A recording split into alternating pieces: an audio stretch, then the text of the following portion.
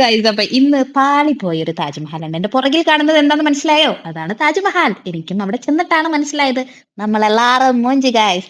നമ്മൾ അതിരാവിലെ വെളുപ്പിന് -6 ഡിഗ്രി സെൽഷ്യസിൽ ഡൽഹിയിൽ പോയത് താജ്മഹൽ കാണാൻ. എന്റെ പുറകിൽ കാണുന്നത് താജ്മഹൽ. വല്ലതും കാണുന്നുണ്ടോ? ഞങ്ങളും ഒന്നും കണ്ടില്ല. ടോർച്ച് അടിച്ച് നോക്കിയിട്ടാണ് ഗൈസ് അടുത്തുള്ള ആൾക്കാർ വരെ ഞങ്ങൾ കണ്ടത്. എന്റെ മുന്നിലും പുറകിലും ചെവിയിലും വായിലും മൂക്കിലും എല്ലാം പുകയായിരുന്നു വന്നവരുടെ. പിന്നെ ഞങ്ങളെപ്പോലെ തന്നെ പറ്റിക്കപ്പെട്ട ഒരുപാട് ആൾക്കാർ അവിടെ ഉള്ളതുകൊണ്ട് ചെറിയൊരു സമാധാനം. ഈ കാണുന്നതാണ് താജ്മഹൽ. അതിന്റെ മുന്നിൽ ചെന്നിട്ടാണ് ഞാനിത് കാണുന്നത്. ഇത് കാണാൻ ഞാൻ 4 കിലോമീറ്റർ ടോർച്ച് അടിച്ച് നടന്നു.